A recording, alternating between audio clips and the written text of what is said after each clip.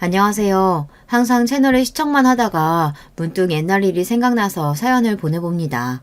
그렇게 오래 지나지 않은 일이긴 하지만 어느새 시간이 이렇게나 흘러버렸네요. 저희 어머니께서는 많이 감정적인 분이십니다. 어렸던 제게 본인의 스트레스를 풀고 감정을 있는 대로 배출하고 그것도 모자라 폭행까지 상습적으로 하셨습니다. 한마디로 정리하자면 지독한 가정폭력이었어요. 가정폭력이라니 부모가 자식 훈육하면서 사랑에 매 한두 번 정도 때릴 수 있는 거 아니냐, 육아에는 어느 정도 체벌이 필수 아니냐 생각하시는 분들도 물론 계시겠죠. 그런 분들의 육아관을 이해합니다. 저 또한 아들을 키우는 엄마니까요. 아이들에게 언제나 당근만 줘서는 올바른 방향으로 이끌 수 없는 법이잖아요. 그렇지만 저희 어머니께서는 채찍의 도가 많이 지나치셨습니다. 저희 어머니가 처음부터 그런 식으로 저를 학대하신 것은 아니었습니다. 저는 아주 평범하고 화목한 가정에서 외동딸로 태어났어요. 아버지께서는 회사원이셨고 어머니께서는 가정주부셨습니다. 저희 가족에게 일어난 비극은 아버지가 회사에서 구조조정으로 인해 일자리를 잃으면서부터 시작되었어요. 금방 새로운 일자리를 구하실 거라던 아버지께서는 한참 동안 재취업을 하지 못하시고 방황하셨고 덕분에 저희 가족은 몹시 어려운 상황에 처하게 되었습니다. 취업을 준비하며 자신감도 잃고 이리저리 치이며 힘든 시간을 보내시던 아버지께서는 점점 술에 의존하시며 알코올 중독이 되었어요. 부모님께서는 매일같이 서로 언성을 높이시며 싸우셨고 나중에는 서로 손찌검을 하실 정도로 사이가 악화되었습니다. 설상가상으로 아버지께서는 제가 13살 때 간암 말기 판정을 받고 병원에 입원하시게 되었어요. 하루 종일 술만 드시던 분이니 이상할 것도 없는 일이었습니다. 병원에 입원하신 아버지 대신 어머니께서 밖에 나가 돈을 벌어오시기 시작했어요. 어머니께서는 잡다한 일을 다 하셨던 것 같아요. 정확히 기억은 나지 않지만 보험 설계며 물건 팔이며 돈 드는 일은 닥치는 대로 하셨습니다. 그런 과정에서 어머니께서는 스트레스를 많이 받으셨어요. 집에서 살림하던 주부가 하루아침에 가장이 되어 병으로 쓰러진 남편과 어린 아이의 생계를 책임져야 하는데 당연히 심적인 부담이 많이 심했겠죠. 어머니께서는 언제나 그런 스트레스를 어린 제게 푸셨습니다. 어머니는 항상 별것도 아닌 일로 제게 손찌검을 하셨어요. 밥 먹는데 신경 거슬리게 앞에서 알짱거린다. 머리가 긴 게 꼴보기 싫다. 발 끄는 소리가 듣기 싫다. 별별 이유를 대며 제 뺨을 내리치고 저를 발로 차고 제게 물건을 던지시고 어렸던 저는 그런 어머니가 너무 무서워 어머니가 집에 돌아오실 시간이면 방 안에 숨어 있곤 했습니다. 그럼 어머니는 또 부모가 밖에서 일하고 돌아왔는데 딸년이라는 년이 인사도 안 나온다며 방문을 벌컥 열고 들어와 저를 무자비하게 때리셨어요. 엉엉 울며 잘못했다고 빌어도 아무 소용이 없었습니다. 어머니께서는 조금만 거슬리는 일이 있으면 제 옷을 다 벗겨서 집 밖으로 쫓아내셨어요. 제가 대답을 큰 소리로 하지 않는다든지 쳐다보는 눈빛이 마음에 안 든다든지 온갖 말도 안 되는 이유였고 저는 언제나 어머니 눈치를 봐야만 했습니다. 실오라기 하나 걸치지 않은 채 대문 앞에서 쭈그려 앉아 어머니께서 문을 열어주기만을 기다렸어요. 혹시라도 옆집 사람이 오지 않을까, 계단에서 소리가 들릴 때마다 엘리베이터가 움직일 때마다 맨발로 비상구를 이리저리 뛰어다니며 피하곤 했습니다. 그때 당시의 감정이 아직도 생생히 기억나요. 어머니가 믿기보다는 너무 괴로웠던 것 같아요. 차라리 고아원에 가고 싶다고 생각했을 정도였으니까요. 어머니는 저에게 온갖 욕을 서슴지 않고 하셨습니다. 여기다 다 적어내리진 못하겠지만 본인이 낳은 딸에게 어떻게 저런 말을 아무렇지 않게 할 수 있을까 싶을 정도였어요. 그 중에서도 가장 많이 하셨던 욕이 바로 개 같은 년이었습니다. 이 단어가 아직도 뇌리에 깊숙하게 박혀 있어요. 이것보다 훨씬 심한 말도 많이 하셨지만 이상하게 이 단어가 참 가슴속에 상처로 남아있네요. 저 스스로가 저를 개만도 못한 존재라고 생각했기 때문일지도 모르겠습니다. 그만큼 어머니께서는 저를 함부로 대하셨거든요. 애완견에게도 이것보다는 잘해주지 않을까 싶을 정도로요. 아버지께서는 2년간의 투병 생활을 마친 후 병원에서 숨을 거두셨습니다. 그때까지만 해도 막연한 기대가 있었던 것 같아요. 기적처럼 아버지께서 완쾌하셔서 집으로 돌아오시면 예전처럼 화목하게 살 수 있지 않을까. 아버지와 어머니가 화해하고 행복한 가족이 될 수 있지 않을까. 하지만 아버지의 장례식장에서 그 꿈은 산산조각이 나고 말았습니다. 아버지가 돌아가신 뒤로 어머니께서는 저를 더욱 지독하게 괴롭히셨어요. 저는 완전히 어머니의 감정 쓰레기통이나 마찬가지였습니다. 어렸을 적부터 그런 취급을 당하며 자라니 어머니가 밉기보다는 그런 관계가 당연하게 느껴졌어요. 물론 어머니가 원망스러울 때도 있었지만 세뇌가 되어버렸던 것 같다고 할까요? 내가 정말 못된 아이라 어머니께서 나한테 저런 말씀을 하시는 거야. 내가 좀 더 잘하면 어머니한테 칭찬을 받을 수 있을 거야. 어머니는 나를 사랑하시지만 과격하게 표현하시는 거야. 그렇게라도 생각하지 않으면 그런 비참한 현실을 버텨내지 못할 것 같았어요.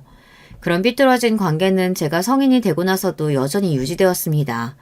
저는 어머니를 혐오하면서도 차마 끊어내지 못했어요. 서로 독이 되는 관계라는 것을 너무나 잘 알고 있었음에도요. 어머니께서는 여전히 저를 어린아이처럼 통제하고 구속하려고 하셨고 본인의 모든 행동들을 정당화시키며 저를 이상한 사람 취급하셨습니다.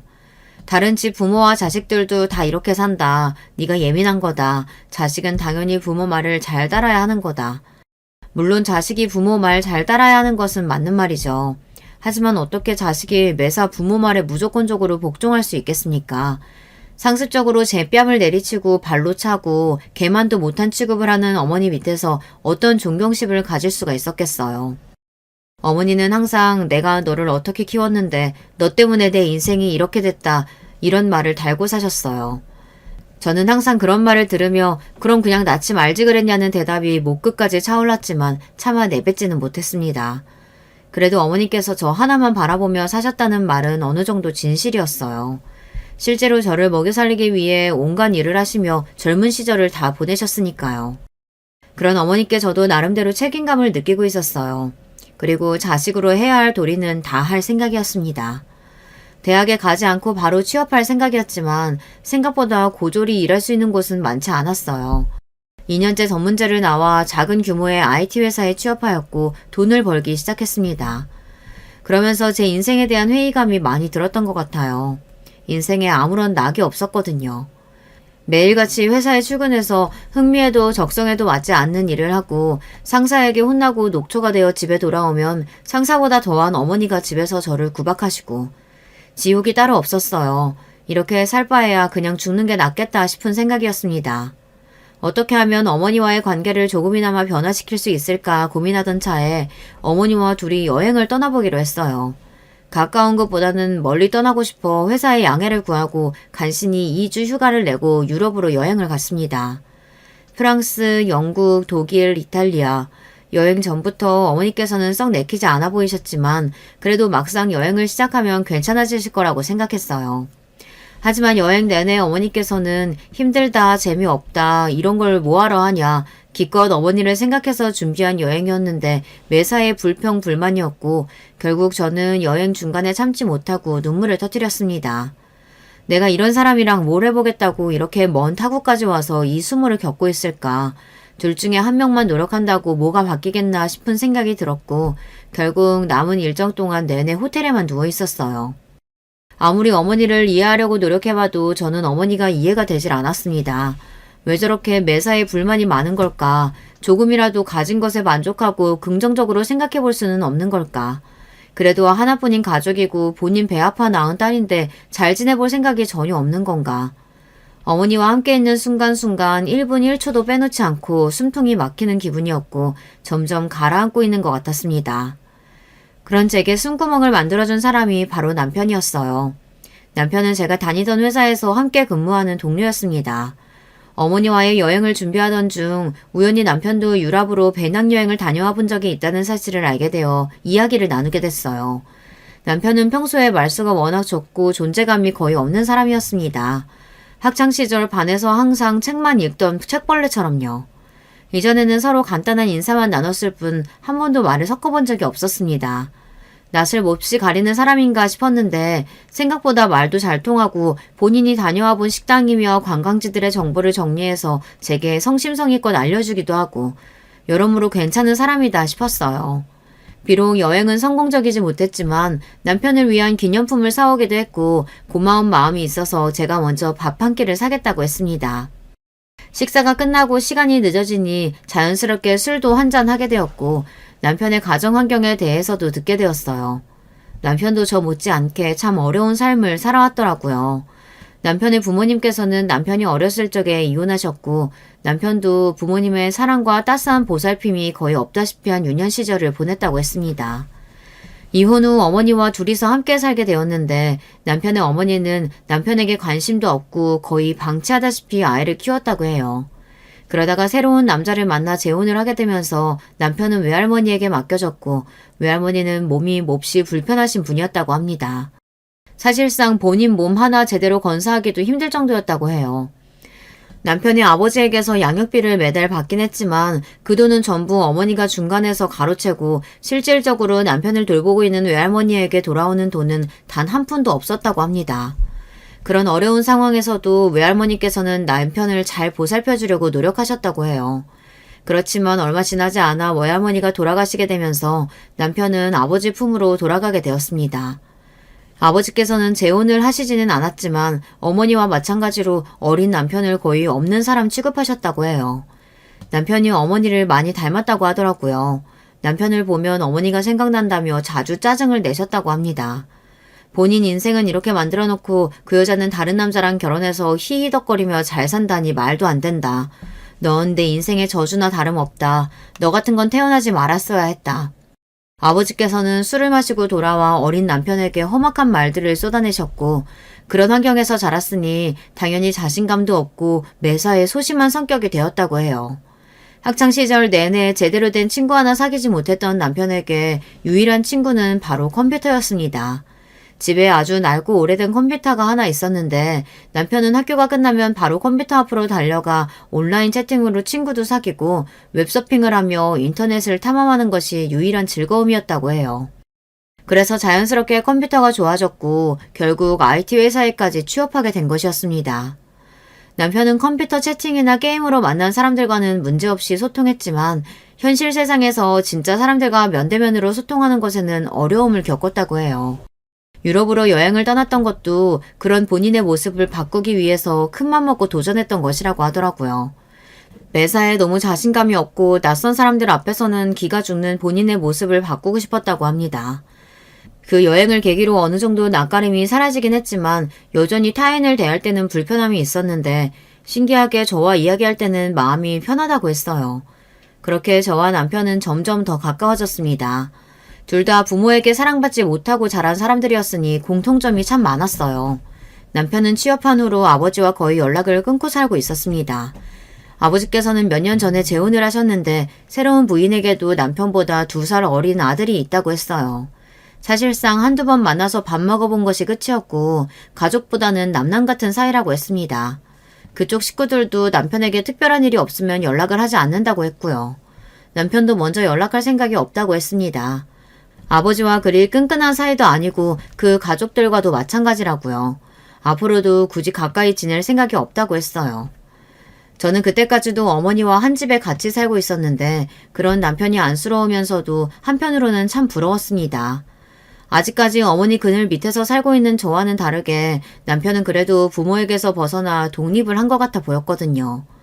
저는 당연하게도 제가 평생 어머니를 모시고 살아야 한다고 생각했어요.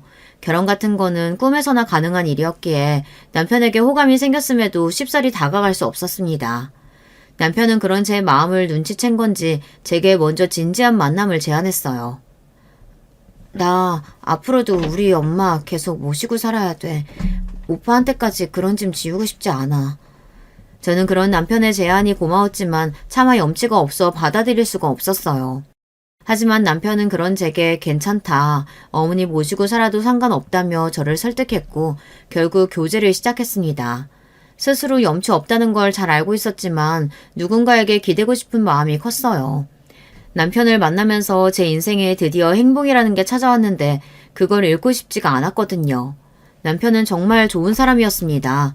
조금 무뚝뚝하기도 하고 때로는 아이처럼 철이 없고 인간관계에 미숙해 실수도 많이 하고 대인관계에 어려움을 겪기도 했지만 언제나 결코 나쁜 의도는 없는 사람이었어요.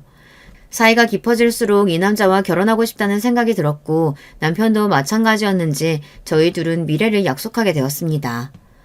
남편은 제게 저희 어머니를 모시고 함께 살자고 말해주었어요. 본인 어머니나 마찬가지라고 생각한다며 그렇지 않아도 항상 어머니가 그리웠다 장난스레 말해주었어요. 그런 배려심 가득한 남편에게 정말 고마운 마음이었습니다. 저희 둘은 비록 가진 것도 없고 모은 것도 없었지만 서로에 대한 믿음 하나로 결혼을 하기로 했어요. 아무리 가족 같지 않은 사람들이라 한들 결혼 소식은 알리는 것이 도리였기에 남편은 오랜만에 시아버지께 연락을 드렸습니다. 그렇게 처음으로 남편 가족들에게 인사를 드리러 가게 되었는데 생각보다 훨씬 좋은 고급 아파트에 살고 계셨어요. 알고 보니 재혼한 여자, 그러니까 제게는 시어머니 되시는 분의 전 남편이 돈을 잘 버는 사업가였는데 이혼하면서 위자료를 많이 받았다고 했습니다. 그래서 시아버지께서도 재혼하고 시어머니 집에 들어가서 지내고 계셨어요. 시어머니나 도련님이나 딱히 저희에게 관심도 없어 보였고 첫인상부터 썩 호감이 가지는 않았습니다. 저희를 대하는 태도가 돈도 없고 가진 것도 없는 것들이니 우리랑은 사는 세계가 다른 사람들이다 하며 선을 긋는 느낌이었다고 해야 할까요? 어찌되었던 식사 자리는 그럭저럭 나쁘지 않게 마무리되었고 문제는 저희 어머니였습니다. 어머니께서는 제 결혼 소식에 몹시 부정적인 태도를 보이셨어요. 남자는 하나같이 믿을 만한 놈들이 못 되네. 제가 저래 보여도 분명 나중에 뒤통수를 칠 거네. 저주에 가까운 말들을 퍼부으셨고 저는 어머니께서 아무리 그러셔도 남편과 결혼하겠다고 단언했습니다. 결혼 준비를 하는 내내 어머니께서는 저를 통제하지 못해 안달이셨어요. 결혼식은 어디서 해라, 며칠에 해라, 몇 시에 해라, 하객은 몇 명만 불러라, 식사는 어떻게 해라. 제가 알아서 하겠다고 말씀을 드려도 네가 혼자서 뭘 제대로 하겠냐며 본인에게 일일이 다 보고하라고 말씀하셨어요. 심지어 남편 앞에서도 저를 구박하셨어요. 어머니께서 구박하시는 일이야 이미 익숙해질 대로 익숙해져 있었지만 남편 앞에서 그런 취급을 받는 모습을 보이니 너무나 부끄럽더라고요. 어머니께 저는 언제나 벌거벗은 채로 대문 앞에서 덜덜 떨던 어린아이에 불과했습니다. 제가 벌어오는 돈으로 생계를 유지하시면서도 어머니께서는 어떻게든 저를 구속하고 통제하려고 하셨어요. 그런 어머니가 너무 질리고 다 그만두고 싶으면서도 그놈의 혈육이 뭐라고 어머니를 차마 나무라라 할 수가 없었습니다. 부쩍 건강이 안 좋아지시기도 했고 오래 일하시던 직장에서 사고로 다리를 다치시면서 일을 그만두게 되셨거든요. 큰 사고는 아니었지만 어머니께서는 그 뒤로 후유증이 생기셔서 다리를 조금 절뚝이게 되셨어요. 다리도 불편하신 분을 차마 혼자 둘 수 없었고 제가 따로 살자고 말씀드려도 끝까지 고집을 부려 제 옆에 계시려고 할 뿐이었습니다. 그렇게 결혼 준비 내내 스트레스를 받고 몇 번이고 고민을 했음에도 결국 저와 남편은 어머니를 모시고 함께 살게 되었어요. 그렇게 어머니와 둘이 살던 작은 집을 처분하고 방 2개 있는 구축 아파트로 이사해 신혼집을 꾸렸습니다. 그래도 아파트라고 참 좋더라고요. 생전 처음으로 살아보는 아파트였습니다. 낡고 오래된 건물이었지만 그래도 아늑한 보금자리가 생긴 것 같아서 좋았어요. 그렇지만 어머니께서는 집이 마음에 드시지 않는 건지 집이 왜 이렇게 좁냐, 건물이 너무 낡았다며 매일같이 불평불만을 늘어놓으셨고 어떻게든 견뎌보려 했지만 정말 인내심의 한계가 올 정도였습니다. 어머니, 제발 그만 좀 하시면 안 돼요? 저희 형편에 이것보다 더 좋은 집 구하기 어려운 거 아시잖아요. 안 그래도 결혼하고 어머니 모시고 사는 것도 오빠한테 미안해 죽겠는데 도대체 왜 이러시는 거예요? 더 이상은 못 참겠어요. 어머니 딸로 태어난 게 끔찍하게 비참해요. 이럴 거면 그냥 낳지 말지 그러셨어요. 저도 어머니 딸로 태어나고 싶지 않았어요. 그렇게 가슴속에 담아두었던 말을 눈물과 함께 쏟아내고 집을 뛰쳐나왔습니다. 도저히 어머니와 한 공간에 있고 싶지 않았어요. 남편도 저를 급하게 따라 나왔고 저는 집 앞 놀이터에 주저앉아 한참을 오열했어요. 조금 진정이 된 후 남편이 편의점에서 사온 캔맥주를 한 캔 따서 마시며 옛날 이야기를 했습니다. 남편도 부모님께 받은 상처가 많은 만큼 제 심정을 잘 이해해 주었어요. 그래도 미우나 고우나 어머니신데 돌아가시기 전까진 잘 모셔보자. 어머니 요즘 건강도 안 좋으시잖아. 내가 옆에서 더 도와줄게. 남편의 말에 고개를 끄덕이고 자리에서 일어났습니다. 남편 말대로 미우나 고우나 날 낳아주신 어머니신데 그런 식으로 행동해서는 안 됐다는 생각이 들었어요. 평소에 어머니가 좋아하시던 달달한 주전부리를 몇 개 사서 집에 돌아갔는데 집이 텅 비어 있었습니다. 다리도 불편하신 분이 혼자 어딜 나가신 건가 싶었어요. 곧 돌아오시겠지, 잠깐 바람 쐬러 나가신 거겠지 하고 1시간, 2시간 기다리는데 새벽이 다 되도록 어머니께서는 들어올 기미가 없으셨습니다. 전화도 받지 않으시고 너무나 불안한 마음이 들었어요. 그렇게 경찰서에 실종 신고를 하려던 무렵 병원에서 연락이 왔습니다. 교통사고가 났다고요. 아무래도 어머니께서는 뛰쳐나간 저와 남편을 찾으러 나오신 것 같았어요. 졸음운전을 하던 트럭 운전수가 어머니를 보지 못하고 사고가 난 것이었습니다. 급하게 병원으로 실려가셨지만 결국 어머니께서는 다시 눈을 뜨시지 못하고 그렇게 허무하게 돌아가셨습니다. 어렸을 적부터 수도 없이 어머니가 돌아가시고 자유의 몸이 되는 상상을 해왔었지만 그런 식으로 갑작스러운 이별이 될 줄은 정말 꿈에도 생각하지 못했어요. 어머니가 돌아가시기 전 마지막으로 드린 말씀이 지금까지도 가슴에 비수가 되어 남아있습니다. 너무나 죄송하고 한없이 슬픈 마음뿐이에요. 지금 이 글을 쓰는 순간에도 저도 모르게 눈물이 흐릅니다. 그렇지만 다시 과거로 돌아간다고 해도 어머니께 더 잘해드릴 자신은 없어요. 저는 정말 최선을 다해 어머니를 모셨다고 자부할 수 있습니다. 그렇지만 어머니께서 저 때문에 돌아가신 것 같다는 생각은 지울 수가 없어요. 그날 그렇게 어머니와 말다툼을 하지만 않았어도 어머니께서 불편한 다리로 거리를 헤매다가 차에 치일 일은 없으셨을 테니까요. 어머니께서 돌아가시게 된다면 마냥 마음이 후련해질 줄만 알았는데 지금도 마음의 짐이 아주 무겁게 남아있습니다. 그렇게 어머니를 보내고 한동안 많이 힘들어했어요.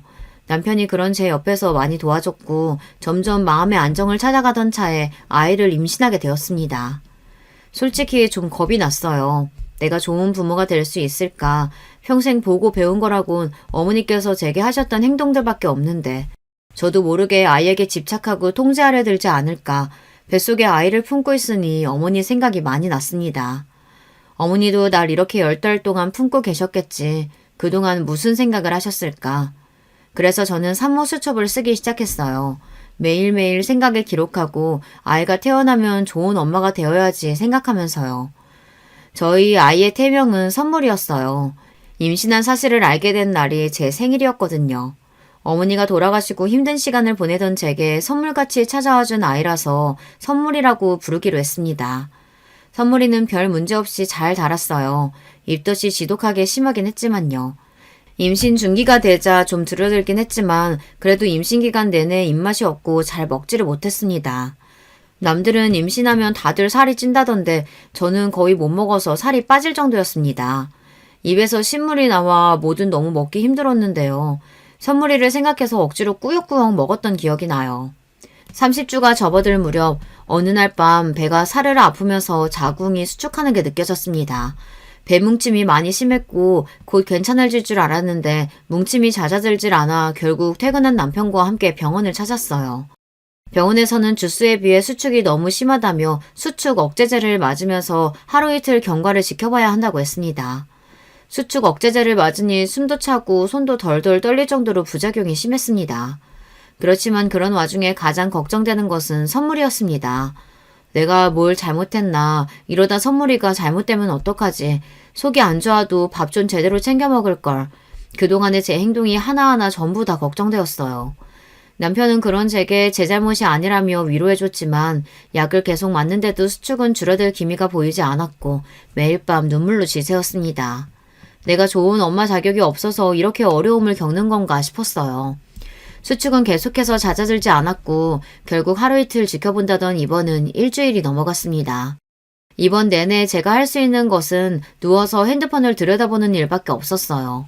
핸드폰으로 하루 종일 자궁 수축과 조기 출산에 대해 찾아보고 불안한 마음으로 지내다가도 엄마가 불안하면 아이도 불안할 거다. 선물이를 생각해서 애써 긍정적으로 생각하려 노력하기도 하고 그러면서 어머니 생각이 참 많이 났습니다. 어머니께서도 저를 뱃속에 품으셨을 때 참 고생을 많이 하셨었다고 했거든요.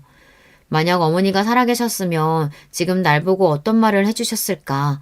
아마 걱정보다도 나 때는 너보다 더했다 핀잔을 주셨겠지만 그래도 그 순간만큼은 어머니가 참 보고 싶었던 것 같아요. 매일매일 링거를 맞고 있으니 화장실 가기도 불편하고 불러오는 배에 거동도 힘들고 팔은 주사바늘로 완전히 벌집이 되었습니다. 병원에서 지내던 것이 한 달이 넘어가고 매일매일 선물이를 생각하며 울었어요. 그렇게 버티고 버텨 37주에 선물이를 낳았습니다. 선물이는 태어나자마자 폐에 조금 문제가 있어 기계로 들어갔고 그 소식에 아이를 낳고도 많이 울었어요. 제가 못난 엄마라 선물이가 아픈 것처럼 느껴졌습니다. 그래도 다행히 아이는 큰 문제 없이 회복했고 무럭무럭 자랐습니다. 그렇지만 아이가 두 돌이 되어갈 무렵부터 조금씩 이상한 증세가 보이기 시작했어요. 선물이는 평범한 아이들처럼 말도 잘 하지 못했고 주변 환경에 크게 반응이 없었어요. 처음에는 발달이 느리다고만 생각했는데 아무래도 문제가 있는 것 같았습니다. 결국 센터에 데려가 상담을 받았고 알고 보니 그동안 선물이가 보였던 모든 증상들이 다 자폐의 전형적인 특성이었어요. 검사 결과 역시나 선물이는 자폐아였습니다. 하늘이 무너지는 기분이었어요. 제가 전생에 무슨 죄를 지었길래 이런 벌을 주시나 싶었습니다. 아이가 새돌이 될 때까지 제대로 할 줄 아는 말이라고는 엄마 배고파 내 거야 아주 간단한 것들 뿐이었고 기본적인 의사소통조차 되질 않았어요. 바로 옆에서 아이를 불러도 아무런 대답이 없고 밤에는 잠에 들지 않고 아무 이유 없이 벽에 머리를 박고 굴러다니고 정말 너무 힘들었습니다. 아이의 자폐 증상이 더 심해지자 다니던 유치원에서는 더 이상 선물이를 돌봐주기 힘들다고 말했어요. 결국 저는 육아휴직을 했습니다. 하루 종일 말도 안 통하는 아이를 데리고 안간힘을 쓰자니 정말 매일매일이 지옥 같았어요. 내 속으로 나은해지만 가끔은 정말 너무 미웠습니다. 너무 힘드니 남편한테도 화를 많이 냈어요. 그런 일이 반복되니 남편도 점점 지쳐갔어요. 우리 둘은 점점 자주 싸우게 되었고 서로에게 네 탓이니 내 탓이니 하며 언성을 높였습니다. 사실 그 누구의 잘못도 아니었지만 너무나 막막한 현실에 부딪히니 그렇게 될 수밖에 없더라고요. 시댁 식구들도 아이가 자폐라는 소식에 다들 제 탓부터 했습니다. 뱃속에 있을 때 검사 같은 거 안 해봤냐느니, 아기가 어렸을 때 잘못 돌봐서 그런 거 아니냐느니, 애초부터 유전자에 문제가 있는 거 아니냐느니, 그런 거 아니다. 누구의 잘못도 아니다. 아무리 말해도 어떻게든 저와 남편에게 잘못이 있다고 몰아가고 저희 부부를 비난했어요. 그쯤 도련님의 결혼식이 있었는데 시댁 식구들은 결혼식에 선물이를 데려오지 말라고 했습니다. 처음 그 이야기를 듣고 너무 화가 났어요. 얘가 뭐 결혼식 가서 난리를 치는 것도 아니고 혹시나 울거나 소리를 지르면 데리고 나가면 되지 않냐. 얘 어디 맡길 데도 없는데 그럼 그냥 오지 말라는 소리 아니냐 따지고 들자. 시어머니께서는 그냥 평범한 애도 아니고 자폐아인데 와서 난리칠지 안 칠지 어떻게 하냐. 소리 지르고 뛰어다닐 텐데 네가 제대로 보살필 수 있겠냐. 동네 창피하게 데려올 생각하지 말아라. 그냥 나중에 따로 가족들끼리 인사나 하자 제 말을 끊어버리셨고 결국 도련님의 결혼식에는 남편만 참석하게 되었습니다. 너무 억울하고 슬펐어요. 그렇지 않아도 시댁 식구들과 그닥 가까운 사이도 아니었는데 그날 이후로 마음의 벽이 더욱 두꺼워졌습니다. 동서는 부잣집 딸의 교육도 잘 받은 엘리트라고 했어요. 무슨 복지재단 같은 걸 운영한다는데 그때까지만 해도 정확히 무슨 일을 하는지 잘 몰랐습니다. 얼마 안 가 저녁 식사 자리에 초대를 받아 가게 되었는데 알고 보니 동서는 장애인을 위한 사업을 하는 재단을 운영하고 있다고 했어요. 동서 아버지가 작은 기업의 사장인데 그 기업에서 운영하는 자선재단이었습니다. 장애인을 위한 재단을 운영한다는 사람이 자기 결혼식에 자폐와 시조카가 부끄럽다고 못 오게 한다니 이게 무슨 어불성설인가 싶었어요. 어쩜 사람이 그렇게 모순적일 수가 있나 싶었죠. 선물이를 키우면서 참 세상에는 아픈 아이들이 많고 복지 시스템이 열악하구나 싶었습니다. 일주일에 3-4번씩 애 데리고 수업을 받으러 다니고 그마저도 수업 잡기가 쉽지 않았어요. 사회센터 같은 곳에서 자폐아를 위한 미술 수업을 해준다는데 대기를 걸어놓으면 몇 년을 기다려야 한다고 하더라고요. 수요는 많은데 공급이 없으니 벌어지는 일이었죠. 처음엔 1년, 2년만 하고 선물이가 괜찮아지면 복직해야지 했던 것이 3년, 4년이 되고 내가 더 노력하면 내가 더 아이를 잘 보면 상태가 좋아지겠지 생각하고 버텼건만 참 마음처럼 안 되는 날도 있더라고요. 정말 너무 죽고 싶고 다 포기하고 싶을 때도 많았어요. 그러다 정말 운이 좋게도 선물이같이 자폐아들을 모아놓고 가르치는 유치원에 들어갈 수 있는 기회가 생겼어요. 조금 숨통이 트이는 기분이었습니다. 유치원에 들어가면서 가장 크게 바랬던 것은 선물이가 앉아있어야 할 때는 앉아있고 본인의 이름을 부르면 돌아보고 잠시라도 무언가에 집중하고 배울 수 있는 아주 기본적인 것들이라도 할 수 있게 되었으면 좋겠다는 바람이었어요. 자폐아 유치원에는 저 같은 처지의 엄마들이 많았습니다. 저는 모든 자폐아 엄마들이 저처럼 현실에 찌들어 하루하루 힘들게 살아갈 거라고 생각했는데 그렇지가 않았어요. 다들 너무 활기차고 열심히 살아가고 있었습니다. 자폐아 유치원에 다니면서 정말 많은 것이 달라졌어요. 내 인생은 밑바닥이고 너무 힘들고 매일매일 죽고 싶다는 생각만 하며 살았는데 자폐아 유치원에서 비슷한 처지의 엄마들을 만나 평범한 주부들처럼 함께 쇼핑도 가고 카페에서 수다도 떨고 육아 정보도 공유하고 사람 사는 것처럼 살 수 있게 되었어요. 물론 힘든 일도 있었습니다.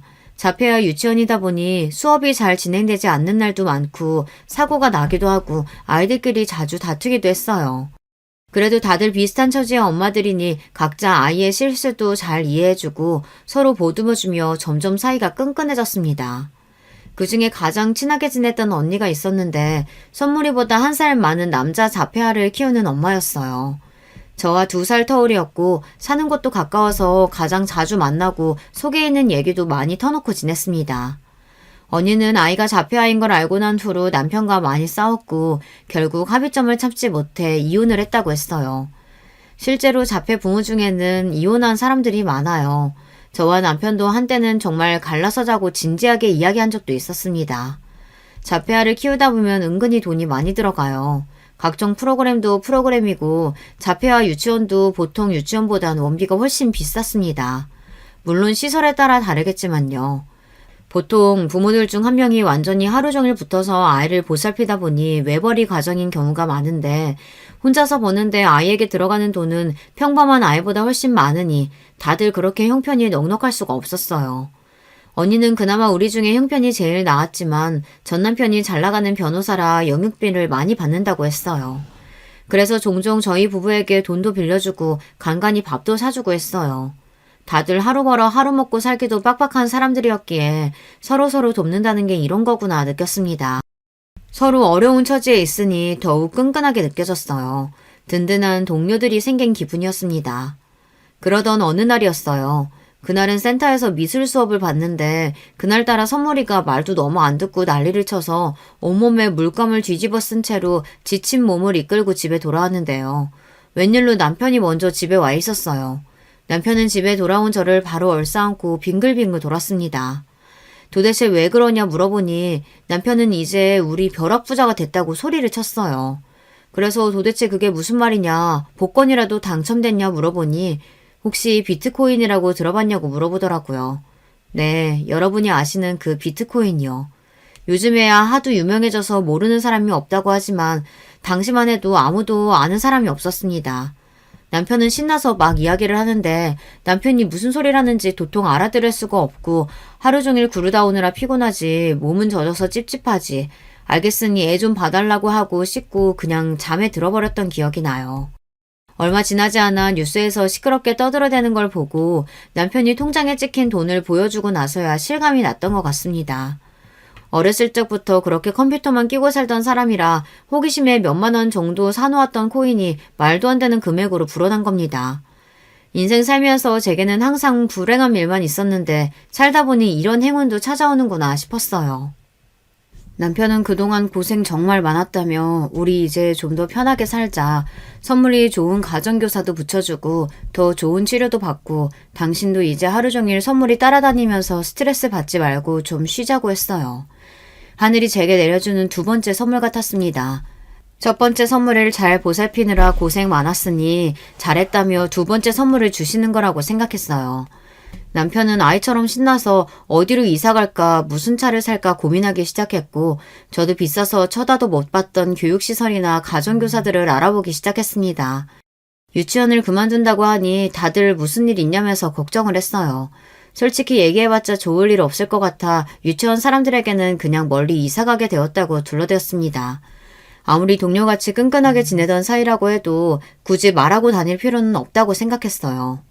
그래도 가장 친하게 지내던 언니한테는 말하고 싶어 밥 한 번 먹자 제가 사겠다 얘기했어요. 언니는 형편도 어려우면서 뭘 사냐며 자기가 사주겠다고 했지만 제가 아니라고 비싼 걸로 말하라고 언니 먹고 싶은 걸로 대접하겠다고 했어요. 그렇게 식사 자리에서 그동안의 이야기를 다 털어놓고 언니에게 빌렸던 돈에 이자까지 넣어서 한 번에 갚았습니다. 그동안 신세 너무 많이 졌다. 다른 사람들은 몰라도 언니한테는 이야기해야 될 것 같아서 말한 건데 다른 사람들에게는 말하지 않아줬으면 한다 부탁하니 언니 표정이 묘하더라고요. 한 일주일쯤 뒤에 유치원에 마지막으로 받을 서류가 있어 오랜만에 들렀는데 엄마들이 전부 저를 보고 수근수근대고 있었어요. 무슨 일인가 싶었는데 서류를 건네주던 유치원 교사가 제게 어머니 더 좋은 곳으로 옮기신다면서요? 개인 교사도 붙이시고 좋으시겠어요. 이제 선물이 앞으로 더 좋아질 일만 남았네요. 하고 이야기를 꺼내는 겁니다. 너무 놀라서 어떻게 아셨냐 물어보니 소문이 쫙 났다며 그 언니가 동네방네 제 이야기를 떠벌리고 다녔다고 했어요. 너무나 충격적인 얘기에 바로 언니에게 전화를 걸어 내가 비밀로 해달라고 부탁하지 않았냐, 어떻게 이럴 수 있냐, 왜 그랬냐 따지고 들었고 언니는 아주 냉랭한 목소리로 답했어요. 너야말로 어떻게 그럴 수가 있어? 우리 그동안 동료처럼 끈끈한 사이 아니었어?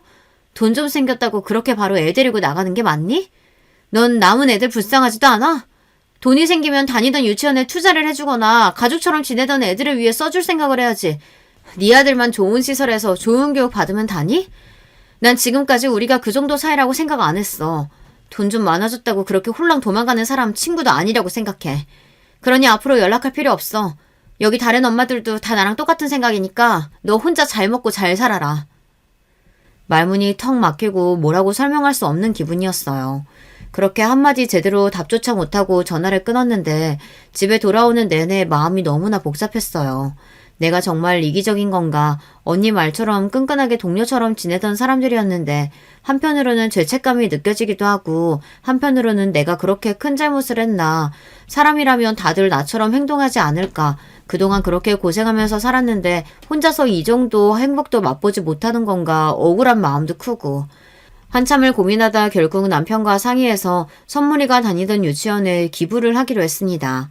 꼭 그럴 필요도 없었지만 그렇게라도 해야 제 마음이 조금이나마 편해질 것 같았어요. 그런 일을 한번 겪고 나니 주변 사람들에게 더더욱 부자가 되었다는 사실을 알려서는 안 되겠다는 생각이 들더군요. 당연히 시댁 식구들에게는 입도 뻥끗하지 않았습니다. 저희 가족은 옛날이라면 꿈도 못 꿔봤을 고급 아파트로 이사를 했고 억소리 나는 차도 2대나 샀습니다. 남편은 아이처럼 신나하며 저와 선물이를 태우고 드라이브를 했어요.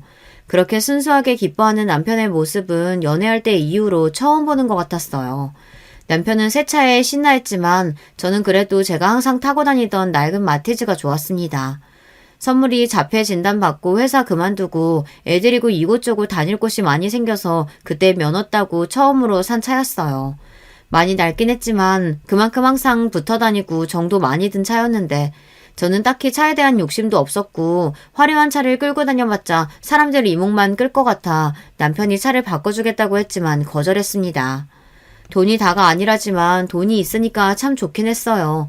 1대1로 교육해주는 전문 학교도 보낼 수 있었고 몇 년을 대기해서 들어갔던 미술 수업도 돈만 내면 언제든지 바로바로 받을 수가 있었습니다. 제가 피땀 흘려 24시간 붙어 다니며 선물이를 보살필 때보다 전문가들의 손에서 훨씬 안정적이고 좋아 보이니 조금 씁쓸하기는 했어요. 그렇지만 그만큼 저에게도 자유시간이 생겼고 정말 오랜만에 숨 쉴 틈이 생겼습니다. 여유가 생기니 남편과 사이도 더 좋아졌어요. 셋이서 여행도 가고 신혼으로 돌아간 것 같았어요. 제가 하루 종일 붙어서 애를 보지 않으니 애한테도 더 관대해지고 세상이 참 아름답게만 보였습니다. 시간이 조금 지나자 남편은 시댁 식구들에게 모든 것을 말하고 싶은 눈치였지만 저는 조금만 더 지켜보자며 남편을 설득했어요. 그러던 와중에 시아버지의 생신날이 되었고 오랜만에 고급 식당에서 다 함께 저녁 식사를 하게 되었습니다. 썩 내키진 않았지만 거절할 명목도 없었기에 그래도 선물을 사들고 갔어요. 남편은 이번 기회에 전부 이야기하자며 롤스로이스를 타고 가 자랑하고 싶어하는 눈치였습니다. 남자는 다 커도 영원한 애라더니 참 저렇게 철이 없구나 싶었어요. 오빠 마음은 알겠는데 일단 오늘은 내 차 끌고 가자 설득했고 결국 마티즈를 타고 고급 한정식집으로 향했습니다. 식당에 먼저 도착해서 동서 부부를 기다리고 있었는데 갑자기 동서에게서 전화가 왔어요. 주차장으로 좀 나와보라는 말에 무슨 일인가 싶어서 나갔더니 동서가 주차를 하다 옆에 세워져 있던 제 마티즈를 박은 것이었습니다. 아니, 이 고급 식당에 격떨어지게 왜 마티즈가 서 있나 했더니 형님네 차였어요? 참나, 이런 똥차를 도대체 왜 끌고 나와서 여기 세워둬요, 쪽팔리게. 고급 식당 주차장에는 고급차만 있으란 법이 있어? 내가 주차를 이상하게 한 것도 아니고 왜 멀쩡히 세워둔 차 동서가 박아놓고 적반하장이야. 말싸움을 하던 와중 선물이가 동서차가 신기했는지 차 앞으로 다가갔어요. 동서는 구형 벤츠를 몰고 다녔는데 앞에 달린 장식이 신기했던 모양이에요. 선물이가 동서차에 손을 대는 순간 동서가 질색하며 선물이의 손을 쳐냈습니다. 이 글을 다시 쓰는 지금도 다시 생각하니 정말 몸이 떨릴 정도로 화가 나네요. 마치 더러운 것이라도 닿았다는 양 난리 부르스를 떨면서 소리를 지르는데 너무나 황당했어요. 재수없게 어딜 만지냐며 아무리 장애인이라도 교육을 잘 시켰어야지 하여간 이래서 장애인들이 싫다고 질색에 팔색을 하는데 너무나 화가 나더라고요. 동서, 말 조심해. 그것 좀 만졌다고 그게 그렇게 큰 문제야? 내가 몰려. 틀린 말 한 것도 아니잖아요. 계좌나 보내요. 수리비 줄 테니까. 뭐 똥차니까 한 50 정도면 충분하죠? 돈 같은 거 필요 없으니까 선물이한테 제대로 사과해. 내가 왜요? 돈 준다니까? 그렇게 실랑이가 벌어졌고 결국 식사도 제대로 못하고 자리가 마무리됐어요. 집에 돌아오는 길 내내 기분이 너무 안 좋더라고요. 잠도 안 오고 너무 화나고 억울해서 도저히 이대로는 안 되겠다 싶었습니다. 다음날 블랙박스에 찍힌 영상을 USB에 백업해서 동서가 일한다는 복지재단을 찾아갔어요. 이번에는 마티즈가 아닌 롤스로이스를 타고요. 주차장을 보니 어제 그 벤츠가 떡하니 서 있길래 시원하게 박아버리고 동서에게 전화를 했어요. 동서는 설마 돈 더 달라고 전화한 거냐 전화를 받자마자 속을 긁는 소리를 하더라고요. 돈은 필요 없고 주차장에 나와보라고 하니 무슨 일이냐며 불이 나게 뛰어나왔어요. 아니 형님 이게 무슨 일이에요? 동서가 하도 똥차라고 뭐라고 해서 차 하나 새로 뽑았어. 아직 차가 익숙지가 않아서 그런가 동서 차를 박아버렸네. 그러게 왜 이런 싸구려 차를 이렇게 떡하니 세워뒀어. 이거 수리비 얼마지? 뭐 싸구려니까 한 1,000만 원이면 되나? 형님 미쳤어요? 그거 형님 차 맞아요? 그 차가 얼마짜린데 그런 차를 형님 같은 사람이. 말 조심해. 돈 가졌다고 다 너처럼 어떻게든 티내면서 사는 거 아니야. 이딴 벤츠 같은 싸구려 차 끌고 다니면서 큰 소리 내는 꼴 우습지 않아? 어제 일 제대로 사과해. 우리 아들한테 막말한 거. 제가 언제 막말을 했다 그래요? 다 맞는 말 했잖아요. 그럼 지금 사람들 다 보는 앞에서 어제 했던 그 말 그대로 해보던지. 못하겠지? 동서도 그게 잘못됐다는 걸 아니까. 아니야? 어제 동서가 했던 말 전부 블랙박스에 찍혔어. 내가 그동안 괜히 엮이기 싫어서 참고 있었는데 아무리 그래도 장애인 자선단체 운영한다는 사람이 그런 태도가 말이 되니? 영상 여기저기 올려서 망신살 제대로 뻗치기 전에 지금 사과해. 동서 아버지 회사 이름 걸고 운영하는 재단 아니야? 결국 동서는 제 말에 한참 망설이다 고개를 푹 숙이고 죄송하다 사과했고 선물이에게도 제대로 사과하게 만들었어요. 물론 선물이는 해맑게 웃으며 제대로 상황을 이해하지 못하는 것 같았지만 상관없었습니다. 제 속이 너무나 뻥 뚫리는 기분이었으니까요. 그렇게 속 시원한 마음으로 집에 돌아오니 동서가 시부모님께 이야기를 전한 건지 어떻게 된 일이냐며 전화기에 불이 나게 연락이 왔습니다. 더 이상은 숨길 수도 없었기에 남편한테 그냥 사실대로 다 말하라고 했어요. 모든 사실을 전하니 예상했던 대로 시부모님의 태도가 갑자기 몹시 사근사근해지더라고요. 어떻게 해서든 뭐라도 얻어먹으려고 하는 심보가 딱 보였습니다. 남편은 전화기를 뺏어들어 지금껏 제대로 된 가족으로 취급해주지도 않았으면서 이제 와서 왜 이러시냐. 앞으로도 그냥 지금처럼 있으나마나한 사이로 지내자. 굳이 자주 연락하지 말아달라 불편하다는 말을 남기고 끊어버렸어요. 그 이후로 계속 연락이 왔지만 칼같이 쳐내고 이전처럼 딱 할 도리만 했습니다. 명절이나 생일 등에 찾아뵙고 인사드리고 적당히 용돈 드리고요. 처음에는 그래도 뭐라도 떨어질까 사근사근하게 굴던 사람들이 저희가 아무것도 주지 않겠다 단언을 하니 이제는 전처럼 대면대면합니다. 동서도 그날 이후로 저희와 마주치는 걸 꺼리고 있고요.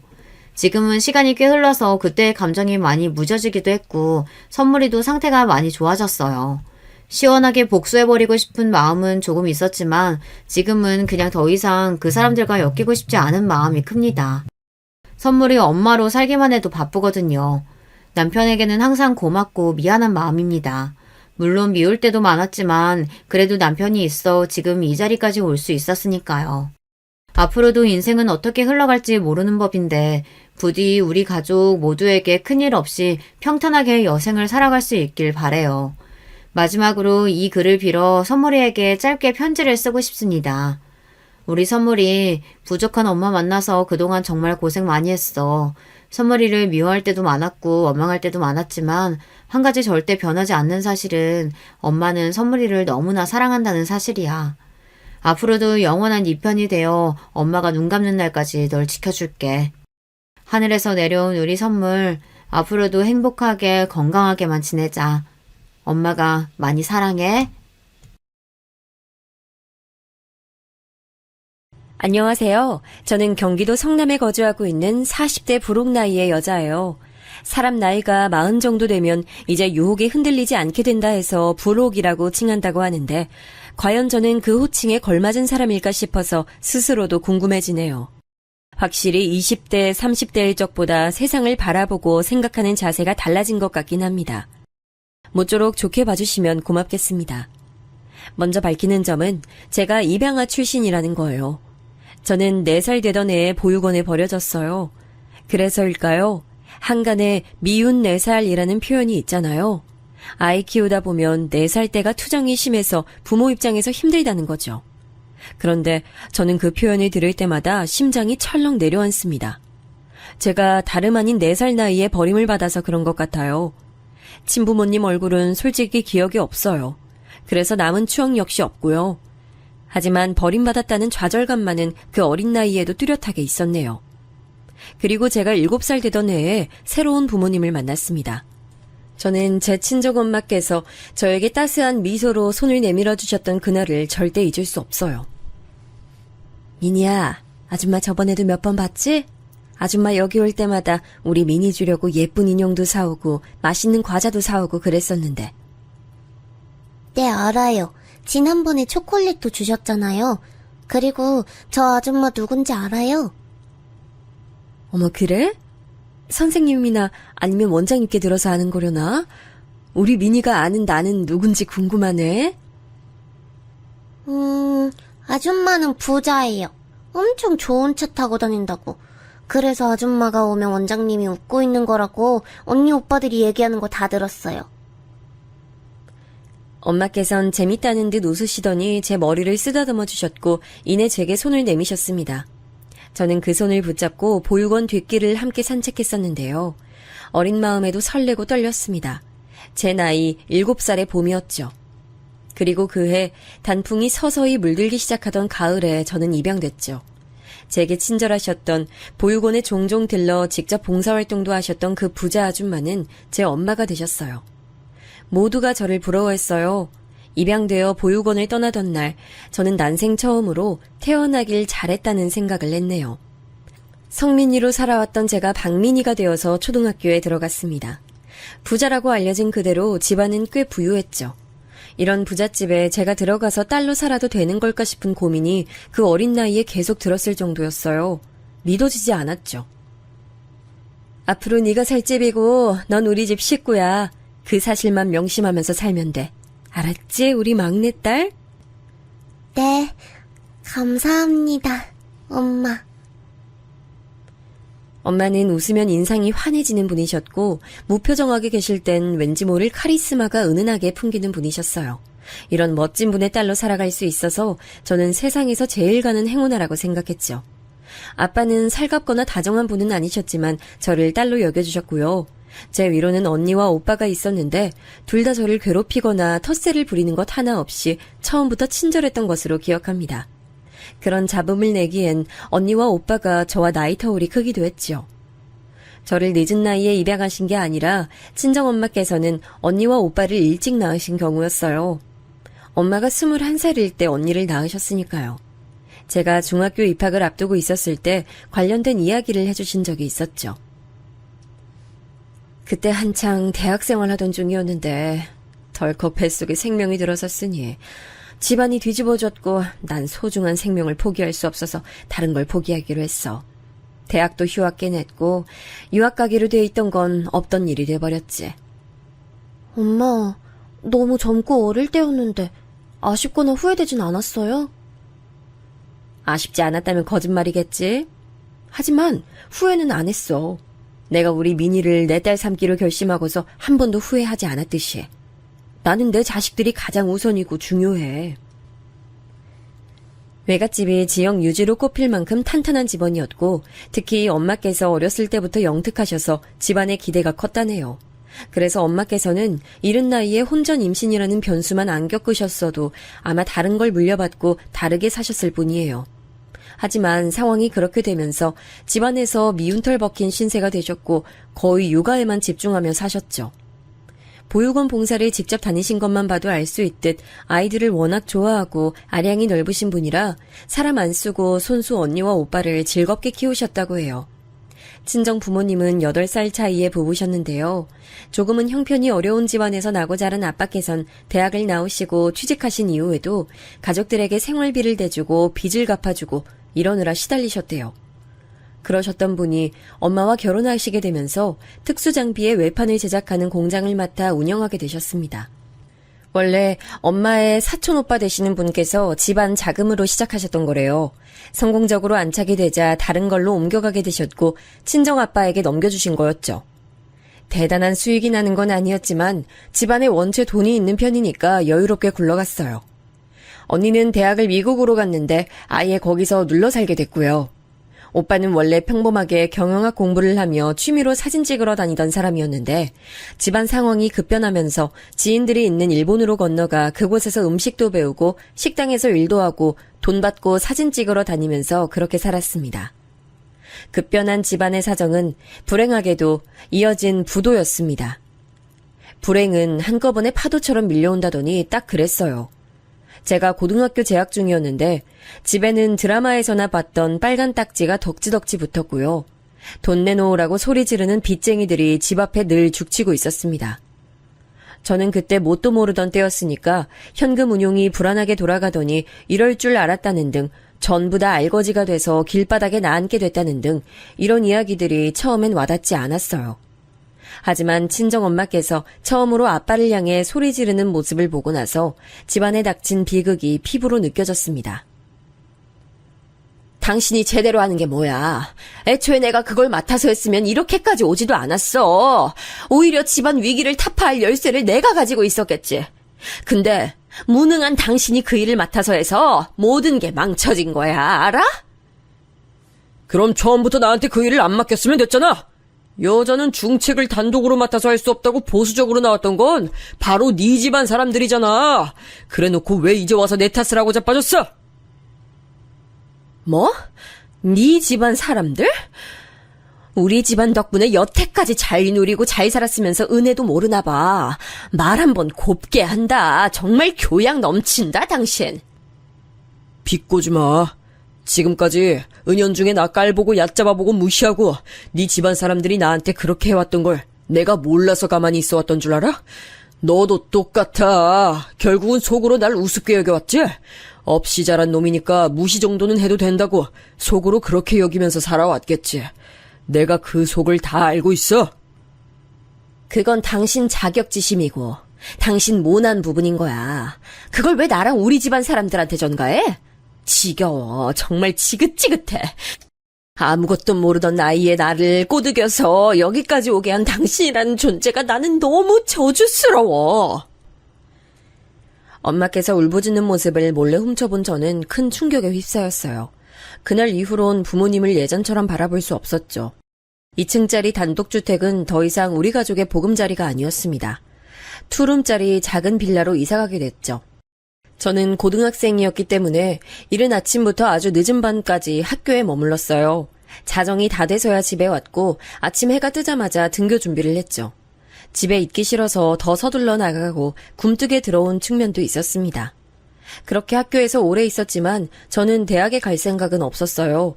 집이 풍비박산난 시점에서 저는 제가 입양하라는 사실을 자꾸만 상기하게 됐습니다. 나는 내가 알아서 살아야 돼. 나는 진짜 자식도 아닌데 날 위해서 이 힘든 시기에 그 어떤 부담도 지시라고 할 수 없어. 고아였던 나를 지금까지 먹이고 입히고 다 해주신 것만 해도 난 충분히 감사해야 되잖아. 대학 학비가 저렴한 곳으로 간다고 해도 각종 책값이며 생활비는 어떡할 거야. 그리고 대학 다니는 동안은 어쨌든 공부를 하는 거지 돈을 버는 건 아니잖아. 그냥 바로 취업해야겠다. 내가 먹고 살 길은 내가 알아서 빨리 마련하는 게 최선이다. 어디서 뭘 하고 다니시는지 얼굴 뵙기도 어려워진 아빠와 급한 대로 대형마트의 고정 진열 사원으로 일하게 되신 엄마 사이에서 저는 스스로 느끼기에 낙동강 오리알 신세였습니다. 두 분이 깜짝 놀라시기도 했고 반대하시기도 했지만 어쨌든 저는 결국 대학을 가지 않았어요.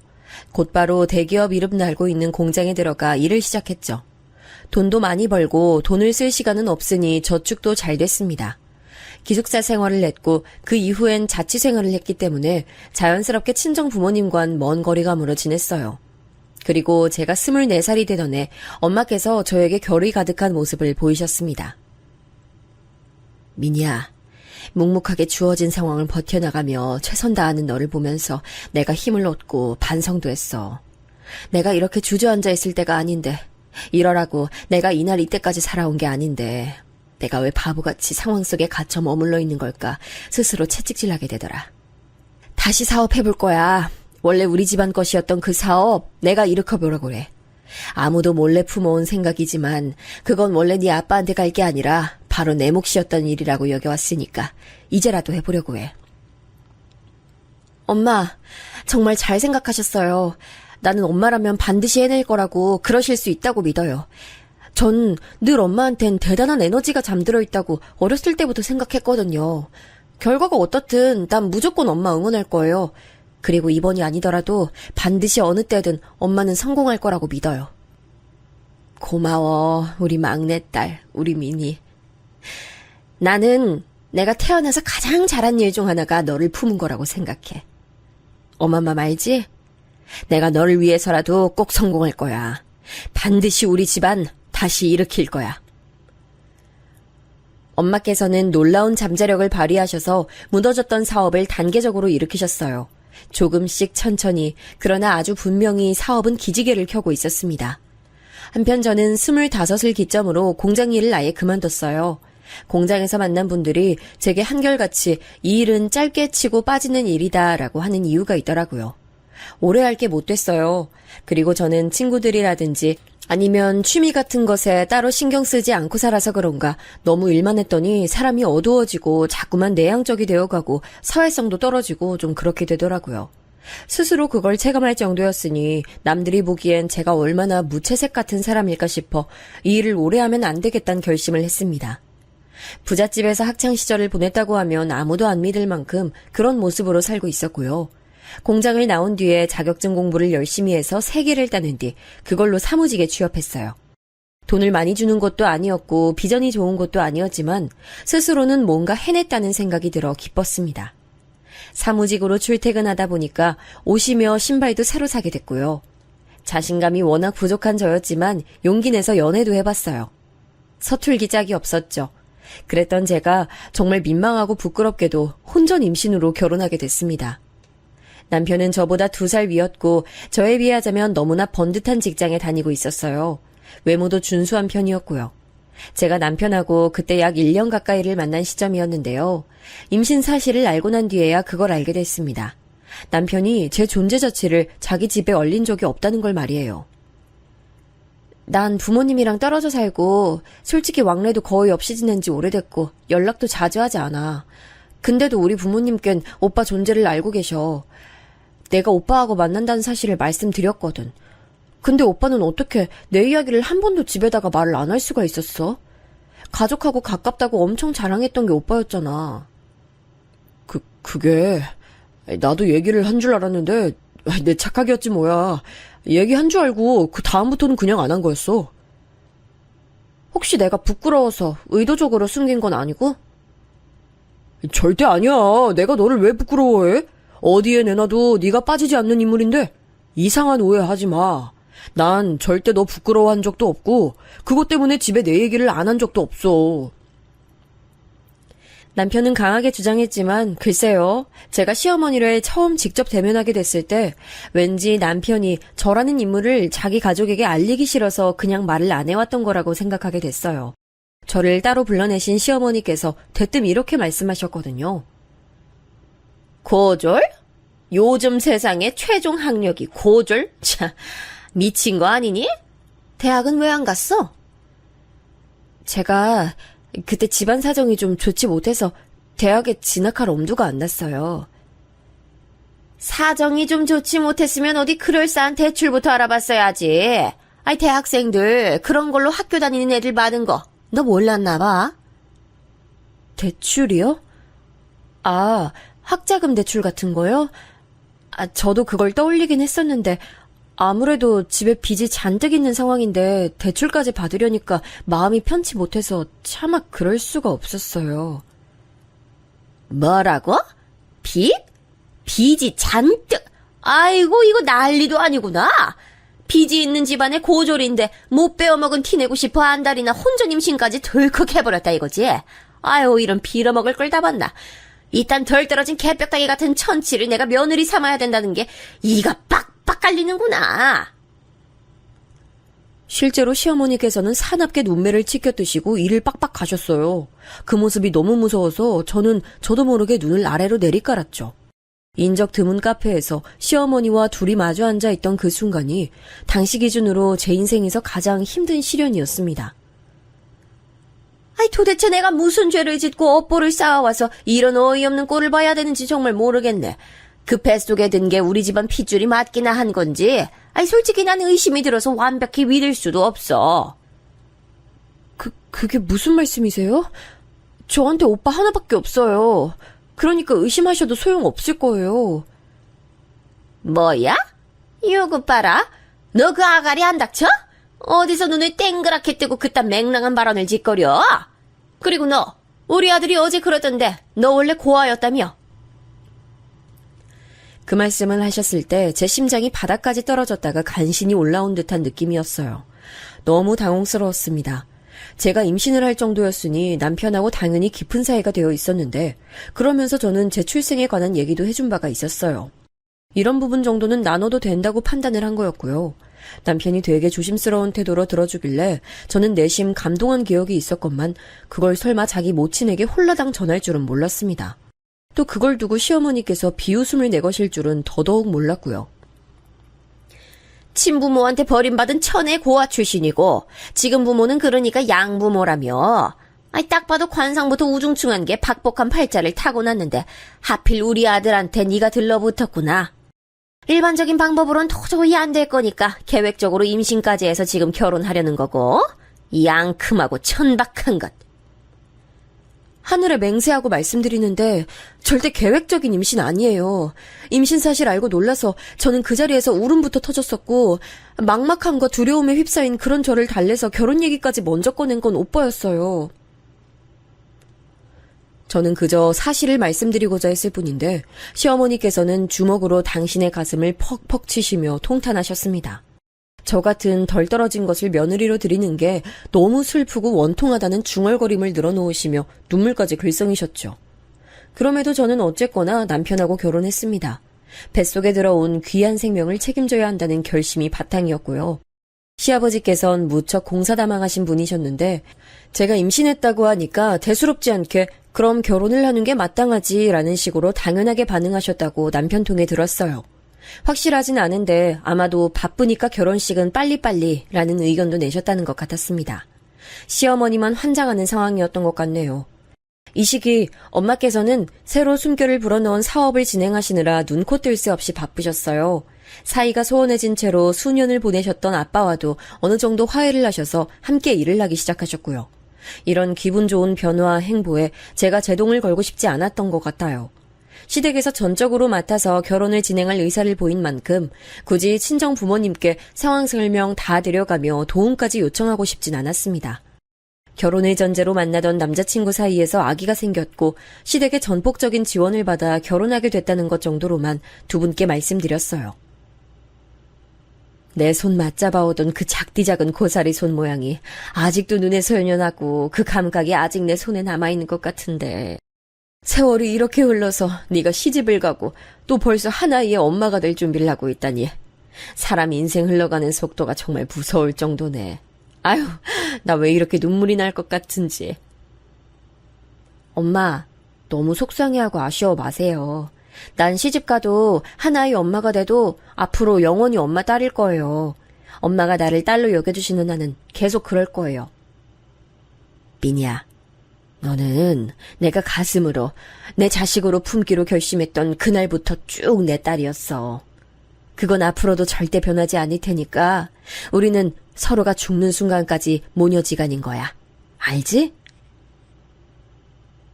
엄마하고 이런저런 대화를 나눴는데 이상하게 보육원 시절로 돌아가 7살의 제가 되어 친정엄마와 대화를 나누는 것만 같은 착각이 들어 기분이 정말 이상했죠.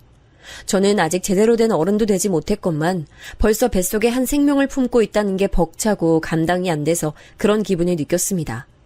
결혼하고 나서 과연 어떤 일상이 펼쳐질지, 아이를 낳고 엄마가 되면 또 어떻게 달라질지 예상할 수 없어 두렵기도 했지만 한편으론 설레기도 했었는데요. 제게 펼쳐진 건 가시밭길이었습니다. 저는 그 고졸이라는 편협한 단어에 갇혀 있어야 됐어요. 시어머니께서는 주변의 시선, 평판 이런 것들에 굉장히 민감하신 분이었고 인맥 관리도 철저히 하시는 분이셨는데요.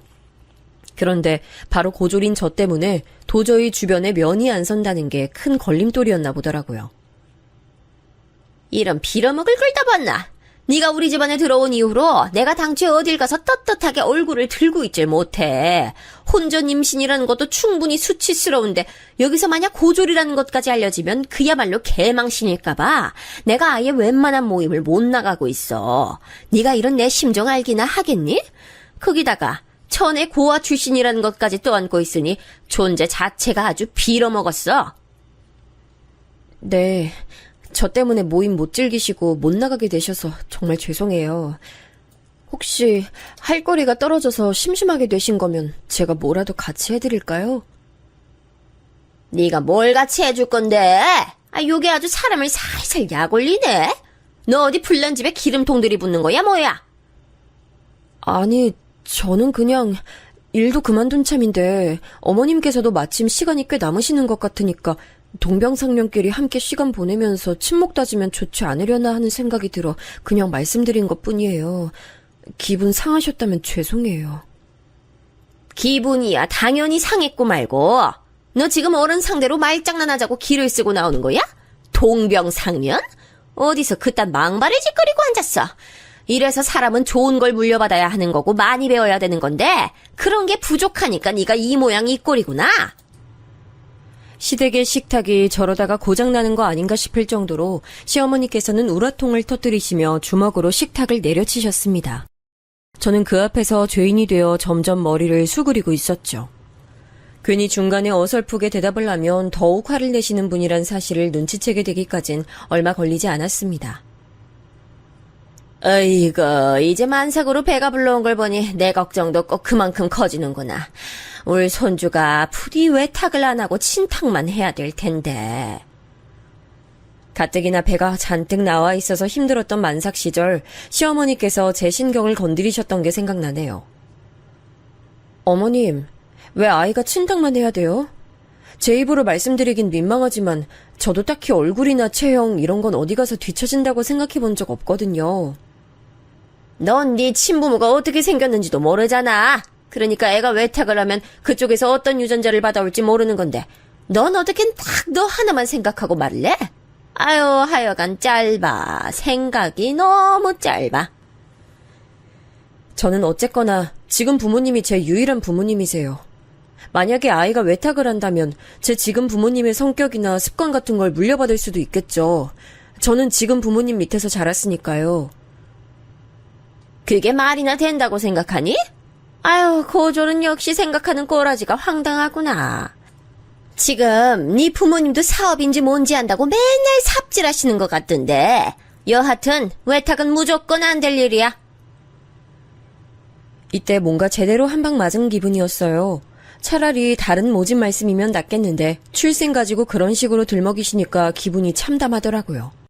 사실 이때 엄마께서 본격적으로 몸집을 키워가시고 있던 사업장은 탄탄대로를 달리고 있었습니다만 굳이 시댁 식구들에게 그런 사실을 발설하진 않았네요. 그렇게 할 만한 이유가 저에겐 그만큼 없다고 스스로 판단했습니다. 저는 아주 건강한 아이를 낳았고요. 남들은 아기 낳고 나서 육아지옥 시작이라고 하던데 저는 특이하게도 모두의 관심을 받으며 아기를 키울 수 있어서 오히려 이때가 더 좋았어요. 몸이 힘들거나 말거나 마음이 편해서 그랬나 봐요. 솔직히 혼전 임신으로 결혼한 거라서 그런지 남편하고 결혼 직후부터 썩 좋은 부부관계는 아니었는데요.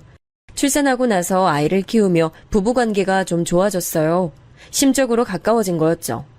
제가 하나부터 열까지 독박 육아를 했기 때문에 가끔은 서럽고 힘들 때도 있었지만 남들도 거의 다 이렇게 산다는 생각을 하며 이겨내려고 매 순간 애를 썼네요. 아이는 얄미우리만치 남편만 쏙 닮아 있었고요. 그 때문에 시어머니를 비롯한 시댁 식구들이 다 아이를 물고 빨고 예뻐했으니 저로선 다행이었네요. 그렇게 지지고 볶으며 지내던 어느 날 친정 엄마로부터 슬픈 소식을 전해 들었어요. 사업은 엄청난 거래처를 만나서 또 한 번 번창하게 됐는데 반대로 아빠께선 안 좋은 얘기가 있는 모양이었죠. 네 아빠가 건강이 많이 안 좋대. 그 집안 남자들이 희한하게 몸 아픈 구석은 한 군데씩 꼭 있잖아. 네 아빠도 피해가지 못한 건지 최근 들어 두통이 하도 심하다고 말해서 병원 가봤더니 뇌 쪽에 이상이 있다더라. 아빠가요? 얼마나 안 좋은데? 많이 심각하대요? 많이 안 좋은데 문제는 그게 수술이 어렵나 봐. 약물치료요법으로 지켜보는 수밖에 없다고 하더구나. 그리고 이게 하루아침에 상태가 좋아졌다가 나빠졌다가를 반복해서 마음의 각오를 미리 좀 다져놔야 좋을 것 같아. 이제 저도 아이 낳고 키우며 결혼 생활에 적응했고 엄마의 사업이 대성공을 거둬 자리를 잡은 참이었는데 이런 소식은 정말 맥 빠지더라고요. 한동안 기운 없이 지냈어요. 그랬더니 남편은 제 눈치를 살피며 제게 잘해주려고 했는데 반대로 시어머니께서는 눈에 쌍심지를 켜셨습니다. 저게 뭐가 잘났다고 어깨 축 늘어져서는 날 좀 보소 하면서 지 힘든 거 알아달라고 징징대고 있어. 아유, 보기만 해도 짜증이 나서 한 대 콱 쥐어봐가지고 싶네. 그래야 정신을 좀 차릴까. 시댁에 가서 설거지하고 있던 날 저 들으라고 시어머니께서 큰 소리로 그렇게 혼잣말을 하셨을 때 서러워서 울분을 꾸역꾸역 삼켜야만 했네요.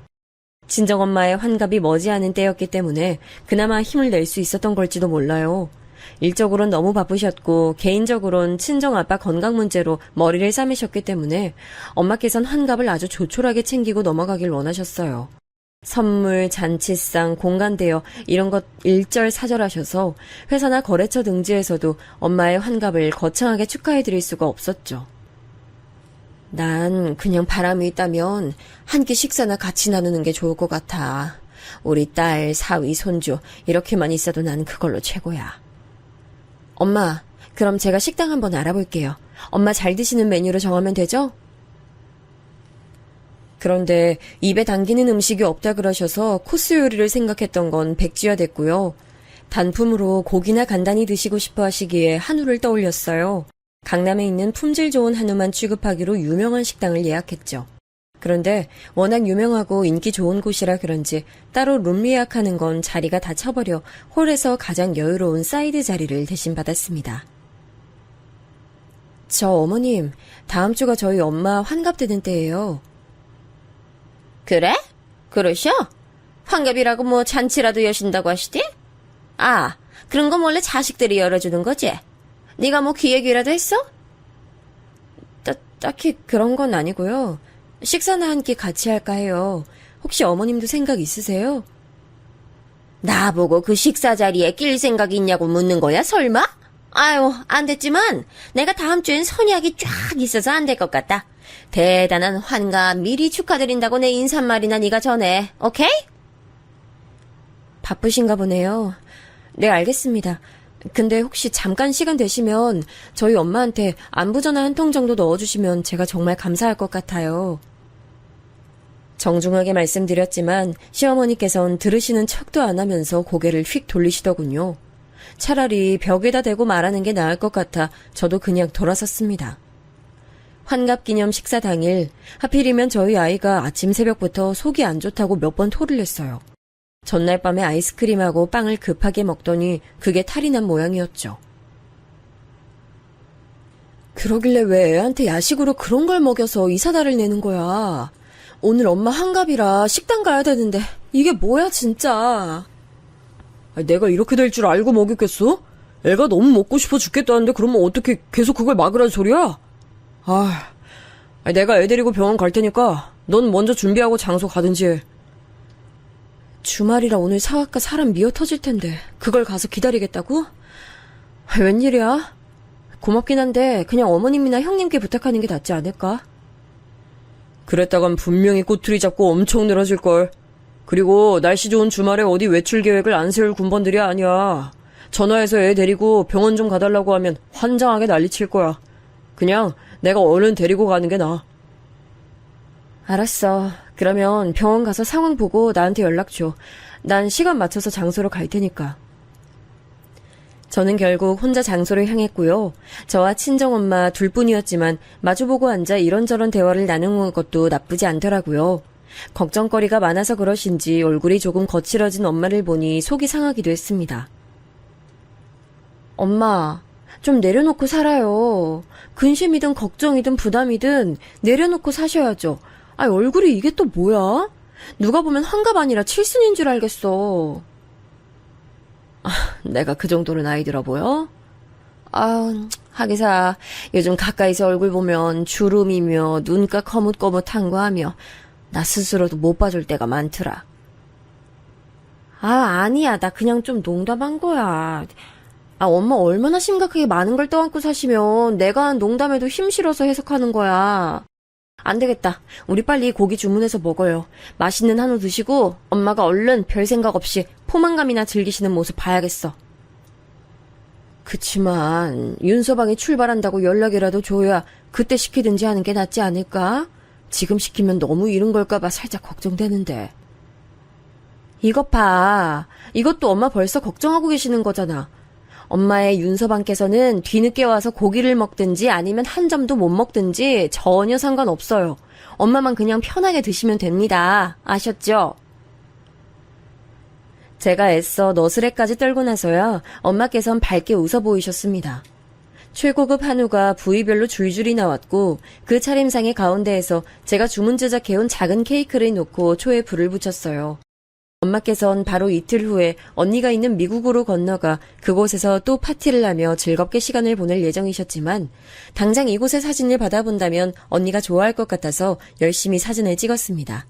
그리고 엄마와 제가 멀리서 한 번에 나오는 사진은 엄마와 동행으로 오신 수행 비서분께서 찍어주셨어요. 몇 번이고 동석을 권했지만 정중히 사양하셨죠. 활짝 웃으며 사진을 찍다 보니 기분까지 행복해지는 것 같아 엄마가 케이크에 촛불을 후 부시는 모습을 너무 기분 좋게 지켜봤습니다. 그건 엄마도 마찬가지셨는지 불을 다 부시자마자 손뼉 박수를 치시더라고요. 행복하게 마주보며 웃은 저희 모녀가 불판 위에 한우를 올려놓던 순간이었습니다. 아이고야, 세상에 이게 웬일이야? 여기서 다 뵙네요, 사부인? 저는 시어머니 목소리가 들려오는 것에 혹시 제가 지금 환청을 듣나 싶어 어리둥절하게 주변을 봤어요. 근데 환청이 아니라 현실이었죠. 일행으로 보이는 친구 세 분과 안으로 입장하시던 찰나임이 분명한 시어머니께선 케이크 촛불을 불고 박수치는 저희 모녀 쪽을 무심코 발견하신 것이었죠. 미리 룸이라도 예약해두셨는지 시어머니 일행분들은 그 안쪽으로 향하며 안 보이게 됐고요. 시어머니는 저희 모녀에게 가까이 오셨습니다. 그러자 엄마께선 조용히 자리에서 일어나 미소를 머금으며 어머니께 짧은 목례로 정중한 인사를 보내셨죠. 그러나 시어머니께선 그 정중함에 걸맞은 화답을 하지 않으셨어요. 인사를 안 받아주셨습니다. 기가 막혀서 자리에서 일어나지도 않고 멀뚱하게 시어머니를 올려다보고 있었는데요. 그런 저를 보며 시어머니께선 뭔가 심기가 뒤틀리신 듯 했습니다. 왜냐면 저를 흘겨보시더라고요. 그때 불판에서는 올려놓은 한우가 마침 치익 소리를 내며 익어가고 있었고 그걸 눈으로 힐끗하신 시어머니께서는 갑자기 코웃음을 치셨어요. 최고급 한우만 취급하는 이곳에 사부인께서는 웬일이시래요? 혹시 여기서 일이라도 하세요? 주방은 아닌 것 같고 홀서빙 일 하시나? 그 발언에 제가 너무 놀라 굳어버렸습니다. 그게 말이 되나요? 눈이 있다면 엄마께서 케이크를 두고 이곳에서 조촐한 환갑기념 식사를 하고 계시던 중이었던 걸 당연히 알 수 있는 풍경이었죠. 그럼에도 웬 홀서빙 운운을 하셨다는 건 완전 시비를 거는 것이었죠. 열받은 제가 자리에서 벌떡 일으키던 찰나 벽에 붙어 서 계신 채로 상황을 다 보고 계셨던 수행비서분께서 분노의 일가를 터뜨리셨어요. 이봐요, 아줌마! 지금 감히 이분이 어떤 분이신 줄 알고 입을 함부로 놀려? 저도 깜짝 놀랐고 엄마께서도 놀라셨습니다. 하지만 그 고성을 맞닥뜨린 시어머니만큼 저희가 놀라진 않았죠. 멀끔한 정장을 빼입으신 수행비서분께 난데없는 소리 들으신 것에 시어머니는 도저히 상황이 믿기지 않으셨는지 벌렁거리는 심장 부근을 누르시며 떨리는 목소리를 내셨습니다. 갑자기 누군데 저한테 소리를 질러요? 그리고 이쪽은 제 사부인이고 또 여기는 제 며느리인데요. 제가 익히 아는 사람들이거든. 생판남인 그쪽이 갑자기 튀어나오니까 황당하네요. 대관절 누구세요? 회장님 모시는 수행비서입니다. 저희 회장님께 적절치 못한 언행 보이신다면 제가 좌시하지 않을 겁니다. 저 이곳에서 당장 댁 끌어낼 수도 있으니 다음 발언하시기 전에 참고하시는 게 좋을 겁니다. 아줌마. 수행비서분께서 정말 깔끔하게 일격을 날리시더라고요. 너무 멋있어져 저도 모르게 잠시 입을 벌리고 멍하게 있었네요. 반면 엄마께선 은은하게 미소만 지으시더군요. 그때 시어머니께선 휘청거리며 믿을 수 없다는 눈길로 엄마를 응시하셨어요. 내가 뭔가 잘못 들었나? 회장님이라니요? 사부인께서 그러면 설마 정말 어디 회장님이라도 되신단 말이에요? 네, 맞아요. 어머님, 저희 엄마는 아주 번듯한 제조업체 회장님이세요. 그리고 여기 계신 분은 수행비서님 되시는 거 맞고요. 사부인이 회장님이라고? 아유, 그럴 리가 없는데 이게 대체 어떻게 된 영문이야? 그럼 네가 회장님 딸이라는 얘기잖아. 현실을 부정하고 싶으신 건지 시어머니께선 자꾸만 고개를 흔들며 말씀하셨는데요. 그 모습을 물끄러미 바라보시던 엄마께서는 가라앉은 목소리로 이런 말씀을 건네셨습니다. 제가 회장직 달고 있는 사람이니 저희 딸은 그렇다면 당연히 회장 딸이 되겠지요. 제가 부족하고 못난 엄마라서 미니한테 제대로 해준 것도 없고 힘이 되질 못해서 스스로 부끄러움을 알고 늘 전면에 나서지 못하고 지냈습니다. 그래서 부득이하게 안사돈께는 제가 누군지 숨긴 꼴이 되고 말았네요. 이 점 죄송합니다. 예? 별로 죄송하게 생각 안 하셔도 되는데. 아니에요. 제가 꼭 짚고 넘어가고 싶어서 그래요. 이제 밝혀졌으니 제가 안사돈께 죄송할 일은 더 없을 것 같네요. 그리고 안사돈 역시도 저에게 죄송하실 일 만들지 않으셨으면 하는 바람이 있습니다. 이 점 그렇게 해주실 수 있겠다고 동의하시겠습니까? 조용하고 부드럽지만 단호한 친정엄마의 전매 특허 카리스마가 발휘된 순간이었죠. 시어머니께선 이제 완전히 혼이 빠지신 몰골이 되어 멍하게 고개만 위아래로 흔드시는 게 다였습니다. 그러자 엄마께서는 눈을 가늘게 뜨시며 못마땅하다는 듯 그 모습을 보셨죠. 확실히 동의하신 것인지 제가 확인하기 어려운데요. 직접 소리내어 말씀해 주시면 좋겠네요. 그렇게 해주실 수 있죠, 안사돈? 예? 예, 물론이죠. 앞으로 죄송할 일은 제가 만드는 법이 없을 겁니다. 믿겠습니다. 제가 염두에 둔 그 죄송할 일이라는 게 제 딸 미니를 말하는 것임을 안사돈이 모른 척 하실 만큼 우매하다고 여기진 않아요. 앞으로 좋은 사돈지간 그리고 좋은 고부관계에 이어지길 기대할게요. 그럼 이만 자리 비켜주시겠어요? 딸과 오붓한 시간 더는 방해받고 싶지 않네요. 엄마는 고요한 음성으로 말씀하셨고 시어머니께서는 어느덧 얼굴이 잘 익은 홍시처럼 되신 채로 급하게 고개를 꾸벅 하시더니 돌아섰어요. 그런데 그때 보니까 시어머니 일행 되시는 분들이 룸에 안 계시고 다들 홀에 나와서 여길 구경하고 계셨더라고요. 아마 대화를 다 들으셨을 테지요. 돌아서시고 그 일행분 발견하신 어머니께서는 눈에 띄게 흠칫하시더니 이내 그분들에게 짧게 뭐라고 말씀을 전하시곤 황급히 출입구 쪽으로 사라지시더라고요. 상황이 지금 감당이 안 될 것 같으니 도망을 택하신 것이었죠. 저는 잘 익은 최고급 한우 고기를 친정엄마와 구워 먹으며 도란도란 대화를 나누는데요. 지금까지 제가 굳이 밝히지 않았던 시어머니와의 각종 이야기들을 그 자리에서 엄마께 많이 털어놨습니다. 미니야, 앞으론 절대 당하지도 참지도 마. 엄마야말로 인내의 달인 아니에요? 그러신 분이 왜 나한테 참지 말라 해? 참는 게 능사는 아니지만 그래도 많은 갈등 상황을 넘길 수 있게 해줘서 난 적절히 참으면서 지내려고 해요. 그렇다고 해서 절대 내가 당하고 사는 건 아니니까 너무 걱정 마시고. 그건 남한테나 적용하는 얘기지. 내 새끼가 꾹 참고 산다고 생각하면 내가 분하고 가슴이 찢어질 것 같아 그래. 그러니까 앞으로는 절대 참으면서 살지 않기야. 내가 환갑 선물로 그걸 약속해주면 너무 좋을 것 같아. 그렇게까지 말씀하시면 알겠어요. 앞으로는 참으면서 살지 않겠다고 약속드릴게요. 뭉클하면서 울컥하더라고요. 무조건적인 제 편이 있다는 사실을 확인해서 그랬나 봐요. 그리고 저는 엄마와 제가 영원한 모녀지간이라는 사실이 불변하듯 피로 이어지지 않았다는 사실 역시 자명했기에 뭔가 특별한 유대감이라는 게 있는 것 같다 생각을 했습니다. 다른 모녀 관계에선 느낄 수 없는 무언가 저희 두 사람 사이에 있다고 생각했어요. 한창 이야기꽃을 피워가며 고기 먹고 있을 때 남편이 도착했습니다. 아이는 잘 듣는 병원 처방약 먹고 집에서 쿨쿨 잠에 든 참이라고 했죠. 엄마께선 대뜸 그 자리에서 당신의 위신을 드러내셨죠. 고기를 한 점 집어먹던 남편은 그대로 일시정지했습니다.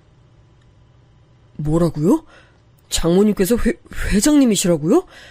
작은 사업이 그냥 잘 되는 줄로만 여기고 있었는데 그런 수준이 아니라 규모가 큰 사업장이었고 무려 회장님이시라고요?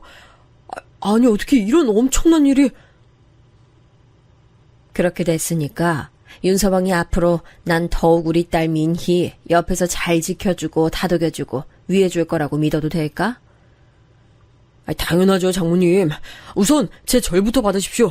그간 제가 몰라 뵙고 저지른 무례가 있다면 너그럽게 용서해 주세요. 남편은 허둥지둥하면서 자리에서 일어났고 제가 말릴 새도 없이 바닥에 엎어져서 엄마께 절을 올렸어요. 아주 순식간에 일어난 일이었네요. 처음 보는 그 면모가 황당하긴 했지만 싫은 느낌은 아니었습니다. 그 이후로 아빠께서는 다행히도 더 악화되진 않으셨고요. 엄마께서는 차질 없이 미국에 다녀오셨습니다. 원래는 일주일 잡고 가신 것이었는데 뭐가 그리 재밌고 좋으셨던 건지 열흘 채우고 돌아오셨죠.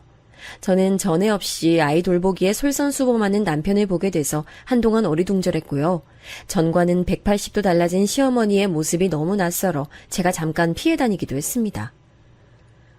울면을 내가 텔레비전 보면서 만능 소스인지 하는 걸 만들었는데 이거 언제 갖다 주면 될까? 아무 요리나 요것만 넣어 먹으면 맛이 끝내준다네. 아, 네 어머님. 제가 주말 되기 전에 한번 들러서 가지고 갈게요.